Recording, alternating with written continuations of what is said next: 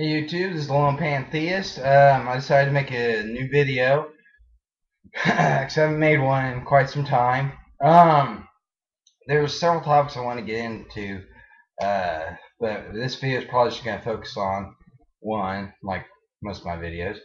It's mainly going to be about the current culture that we have here in America, what we could learn from India and just a lot of different things, what's going on in Europe and everything.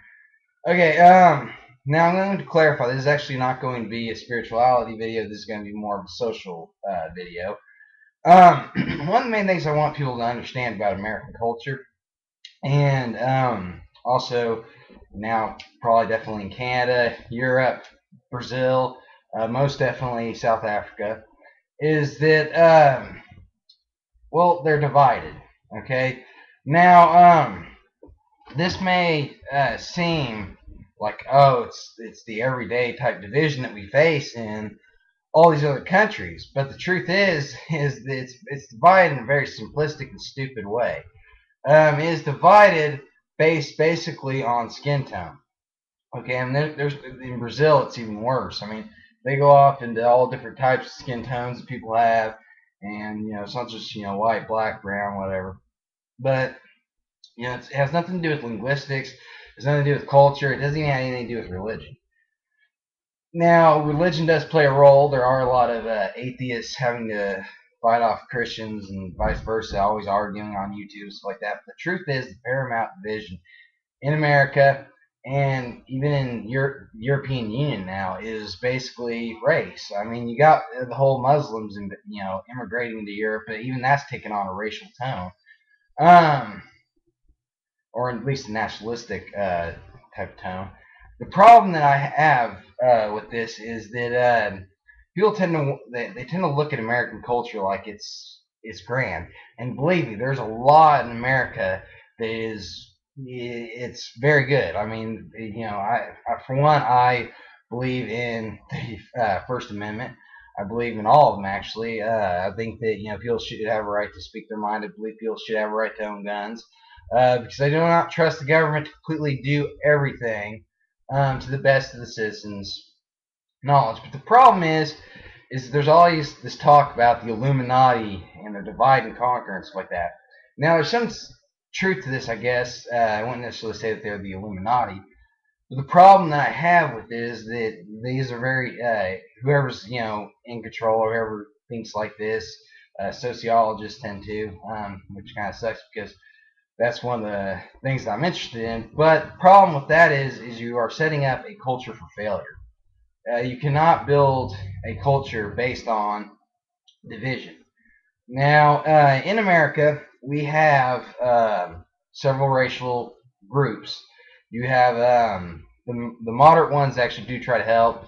It's just like the NAACP, the United Negro College Fund, which is outdated basically because of its name. That actually can be considered a derogatory term now. You also have the Hispanic Heritage Fund and stuff like that, which is college funding, which is, in a way, in itself, I mean, yeah, they're minorities, but it can be sort of a reverse racism, so to speak. But you have the racist groups, the Ku Klux Klan, the neo-Nazis, La Raza. You have the New Black Panther Party, which is in no way related to the old Black Panther Party. You have the Black Militia. You have the New African Republic. You have the Aryan Nations. And I've gone on about this before. The Black Hebrew Israelites and all that. And it's just, it's really bad. They actually, and you got Afrocentrics and as well as Eurocentrics who tried desperately to get a white presence or a black presence in certain cultures. Now I said presence, not presidents. Okay, just to be clarified, because sometimes the audio is kind of crappy. But there's a difference between having a supposed white population and having a white presence, or having a black population and having a black presence. Okay, first off, these are skin tones. Okay, it's color. All right, deal with it. I mean, if we were in a culture that hated people who wore black shirts, I'd be screwed. If we were in a culture that hated people who wore white shirts, anybody who wore white shirts would be screwed. It's fucking color. The problem is they put a lot of stock in this. I mean, there's some racists that will go off and describe how white is this wonderful thing, it's associated with all this wonderful stuff, and we're associated with that. Or they'll say that black is, it's grounds for racism because the color black is all often described to be in bad terms and stuff like that. The truth is, nobody except for maybe some Africans and even in other areas of the world has black skin. Okay, and even then it's just really dark brown skin. Nobody has white skin. Okay, it's various shades of brown mixed in with a little bit of pink here and a little bit of you know God knows what else. But it's stupid. So you have this whole black and white dynamic that develops, and it becomes conscience. Now, what I'm trying to say about India is the fact that you know there's going to be a lot of talk on China and India. Okay, you're going to see Al Jazeera, you're going to see all these media outlets that have nothing to do with India or China. They're going to go in there and they're going to try to point out all your differences. It's kind of like Inception. How you're not aware of the dream, the dream you're in, how weird it is, unless they get you to focus on it. That's basically what they do with ethnic groups. Like, oh, look how they talk differently, or look how their facial structure is different, or look how their hair is different.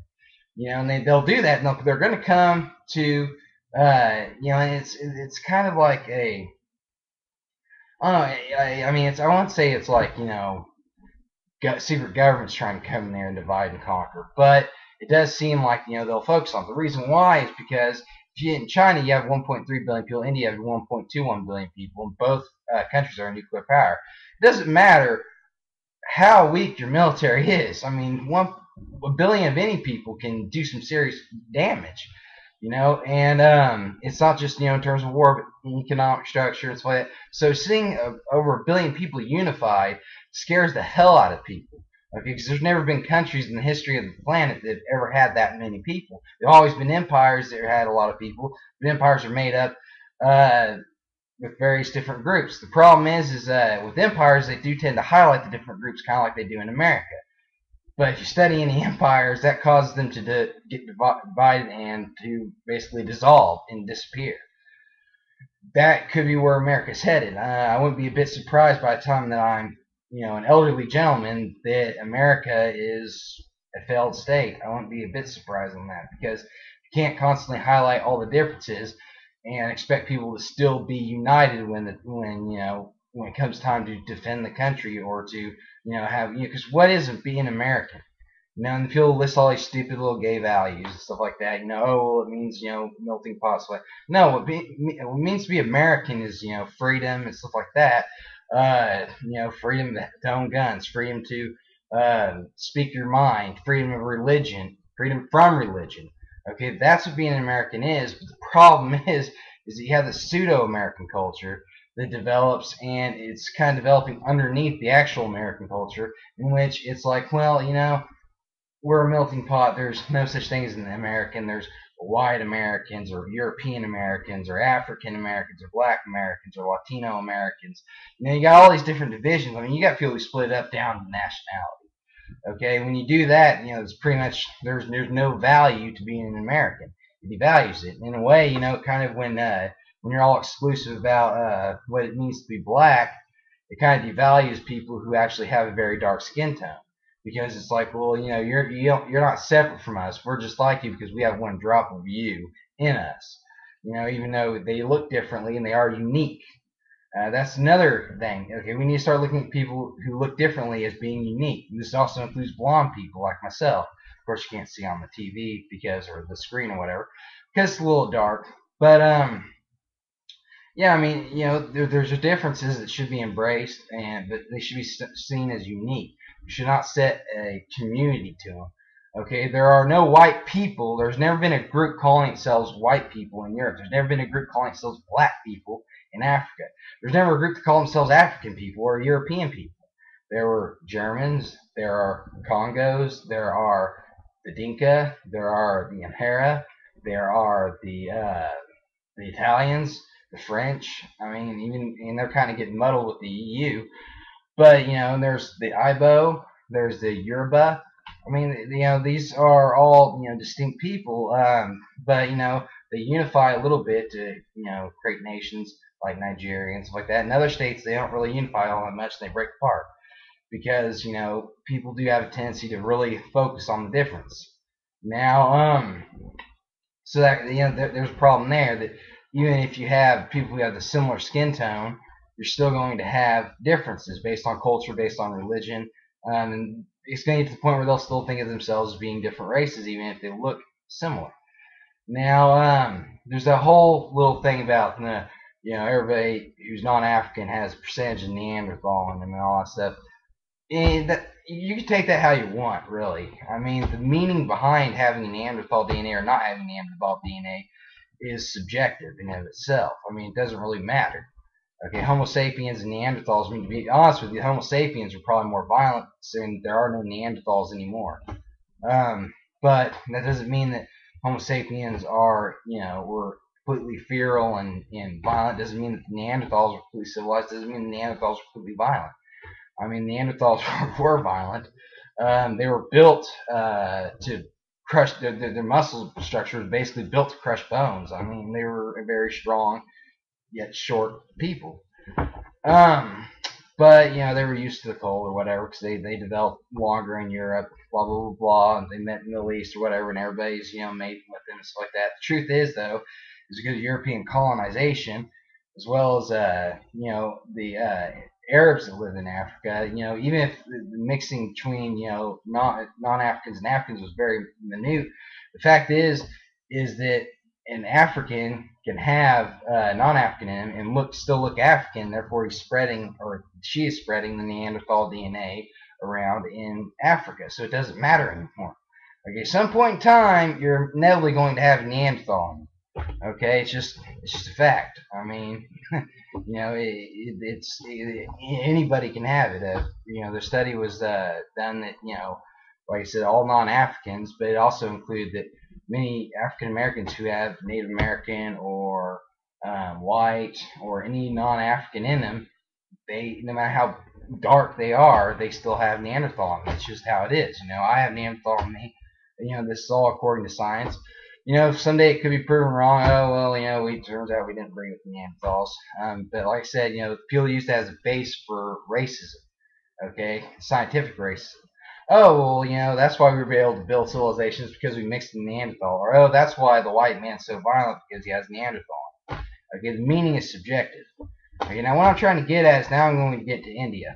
Okay, the biggest threat to the Great Britain at the time during colonization was united India. Not divided India, united India. Okay, that's one of the things that still scares people. Okay, because getting that many people to be united. I mean, yeah, you have your caste systems, like you have your strife in India, but I've never met an Indian who talked badly about other Indians. At least not as badly as you'll see Americans talking badly about other Americans of different creeds, ethnic groups, whatever.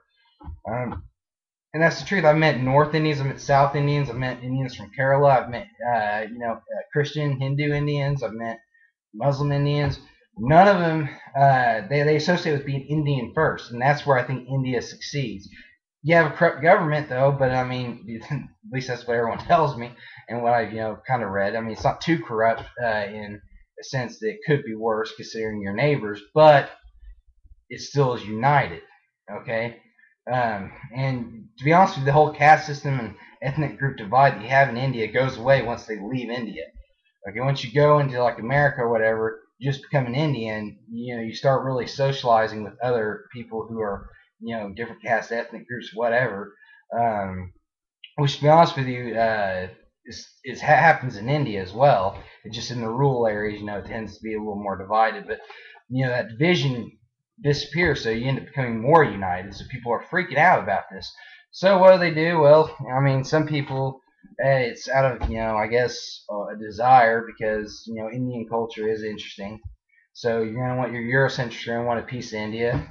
Your Afrocentrics are gonna want a piece of India, and depending on how much they know about India or how much they've met Indians, will also give them the indication of how many Indians they need to add to this so-called European or African side.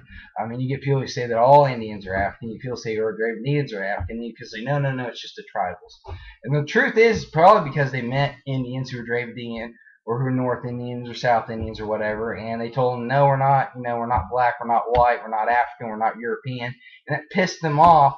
So like, what, fuck you, I've never met a tribal Indian, so I'm just going out there. I see, Runoko Rashadi with his arm around a tribal Indian, so you know what, I'm going to say, all just the tribal Indians. Okay.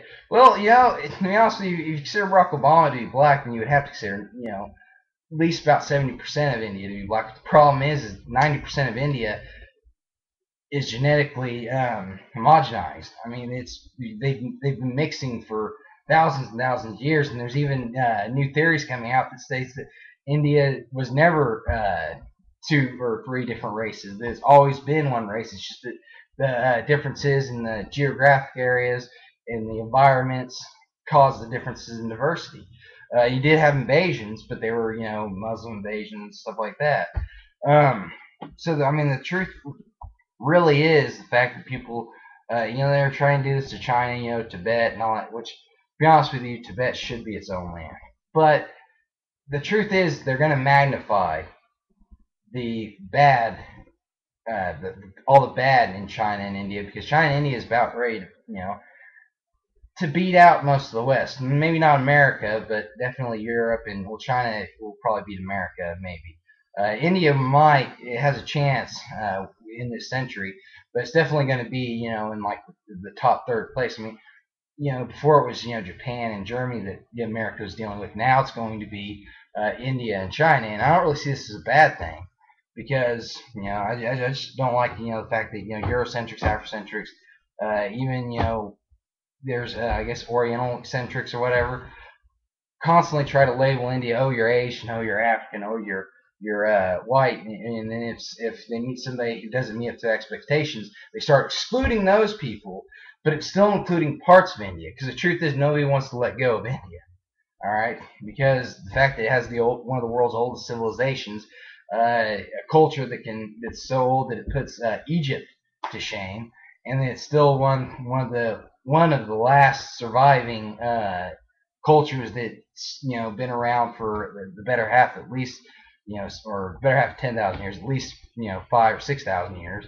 I mean, it's been refined over time, but and that just, to be honest with you, that amazes people. It amazed me when I learned about it, and it does. But another thing that really makes Christians, particularly atheists, to be honest, the atheists aren't as militant as a lot of people think they are. Non-religious people, because I'm non-religious myself, but they're not really militant. They're not really out to get to stop. Most of them aren't out to get. The ones that are just trying to get attention, but aren't trying to say, oh, shut down your temple, shut down your mosque, shut down your church. We don't want that in here. No, if anything, they're going to want you to be in those churches, to be in the mosque, to be in the temple, so you don't bring it out there. But the thing about India is it's managed to fuse the spirituality with its culture in a way that it can be secular. That's something that the West has had difficulty in achieving. But one thing that you have to worry about is the fact that Christians are very disturbed about Hindus, because there's over 1 billion of them. They're very disturbed about Muslims because there's well over 1 billion of them. Mainly because even though Christianity is the biggest religion, it's the most divided religion. It has the longest history of racial division. It's gone out to, at first it was like all about white superiority, and now it's kind of shifted to where it's like, well, we need to go to Africa because of what we've done. We take pity on them, stuff like that. Which it's okay as long as they're actually there for true altruistic reasons and not there to advance their belief system, which I have my doubts on. But the truth is that they're scared because when they look at India, it's more diverse than Christianity, but yet there's still this unifying factor within it that at the same time you don't have with Christianity. I mean, when you look at it at first, Hinduism seems more divided than Christianity. But then when you kind of pan out and look at it, then all of a sudden it becomes more unified than Christianity, and that also scares them. So you got a lot of Christian missionaries. They're going to be, amplifying the caste system and magnifying the Arab slave trade, which was actually done by mostly non-Muslims, just to get back to these religions. And that's not the path that an atheist would take. An atheist would just point out the utter ridiculous of the stories, in some cases, or how they would see is the utter ridiculousness of the stories.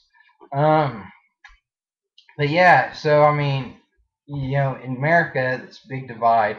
White, black, brown, yellow, red. They don't use the color terms anymore, but they still have it. Asian and with Latino. The white and black still really the only color uses they have, and it's just, well, I mean, it's stupid. It's basically just a color. It's just physical traits. That's it. Okay, any other thing you try to put into it is just, it's just stock. Okay, it has no real value unless you actually give it that value. That's something that I think Americans really need to learn is the meaning behind something can actually, it's placed upon the individual, but not just the individual, but also the group. Okay, if you get 100 people to believe in something and to believe it correctly, I mean, it almost becomes, or not correctly, directly or whatever. Can't think of the right word. But anyway, if you get 100 people to believe it and to be very zealous for it, that becomes a reality. Okay, it's a subjective reality. It's not the objective reality. It's a subjective reality, but still is a reality in itself. It's a reality created by the mind. But when people really learn and understand that you have control over how you perceive the world, then they'll understand that some of the higher ups know this in a way, but they use it to manipulate your little outlook on the world. Okay, that's one thing. From the unity that India had that achieved decolonization, the unity that many African nations have, unfortunately, they have lost. But India is still holding on to it. So there's a lot of thing with India and China is that there's a lot of resentment and jealousy. At the same time, there's a lot of I want to be a part of that, so I'm going to claim it. I mean, I could, people could throw in the Dravidian languages or the Indo-European languages, and I could do that too. But me personally, I just look at Indians as a distinct group because that's what they are. They're their own culture, and that's I'm not going to try to say, hey, by the way, I'm partly related to you in some distant past, so technically this is my culture as well. I'm going to be more like, well, hell, we probably did share an ancient ancestry. I mean, hell, we're all from Africa anyway, so 100,000 years ago or whatever, or 80,000 to 60,000 years ago is when we left. But you know what? I like the culture, and there's several things that I will take into it, cherish it, but I will always recognize that it's from your culture and not necessarily going to try to claim it as my culture. In a way, I technically could, because once you take those elements on, you become a part of the culture. But basically, what I'm saying is, I'm not going to say, oh well, my people made it. I won't do that. I know that my people didn't make that culture. My people have a culture of their own.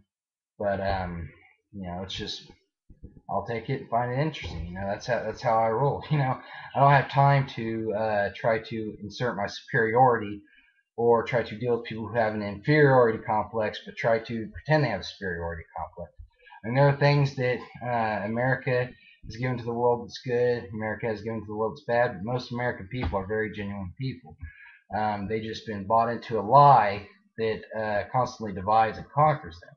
One of the main things that pisses me off is how they get away with this, is the fact that they try to play on your sexual attraction here in America. Okay, by sitting there going, well, this group of women have a lot of undesirable traits, whereas this group of women have a lot of desirable traits. But this group of women likes these guys whose women have a lot of undesirable traits. So if you look at it that way, it's a lose-lose situation. What are you going to do about it? That's how they try to play it. But they don't take into account that some people might say, well, actually, I find the traits that you consider negative to this group to be positive traits. I actually find them to be unique. That fucks up their whole mojo. Once you do that, you actually break free from the matrix that they're slapping on you. And no, House of Consciousness, you're not breaking free from the matrix. You're just creating a new matrix. Okay, you're still bound by the color. Your god is a crayon. Okay, black consciousness, dude, just worship the black crayon from the Crayola box. Same with the fucking temple of white light, the white light of creation, which sad because it's actually a Marvel character and has nothing to do with race, but they kind of changed it. It's the same thing. Just pull out the little crayon from the Crayola box, set it on the fucking pedestal, and worship it because that's what you're doing. Okay, my shirt's black. I own white shirts, white shoes. I got black shoes as well. Those are my favorite. My favorite color, one of my favorite colors is black. Am I self-hating? It gets to the point of stupidity. Most people aren't that racist, but there are some, yeah. But anyway, that's how I view it. Okay, it's something that we can't, maybe something we can't change, but maybe it's something we can. You just got to get over the mentality of race. Okay, you got to get over the mentality of religion, divide and conquer. You got to get over the mentality of nationalities. Okay, the only enemy we have is fear and death. Okay, death by naturalistic causes. Okay, maybe overpopulation in some cases. But that to me that just says that we have to just go out there and go explore the galaxy. Mine some water off of Europa. Find ways of enriching the soil again. Spread out the prosperity a little bit.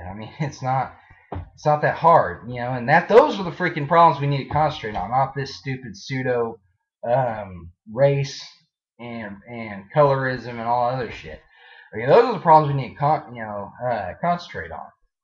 Okay, those are the legit problems, and you just focus on race and color and ethnic groups, nationality, and religion because those are the easy ones. Those are relatively fucking easy to get over. Okay, especially fucking race. It's one of the easiest things to actually fucking look at and say, wow, who cares? That's just fucking stupid. Oh well, who gives a shit? It's no big fucking deal. Anyway, thank you, and see you around, YouTube.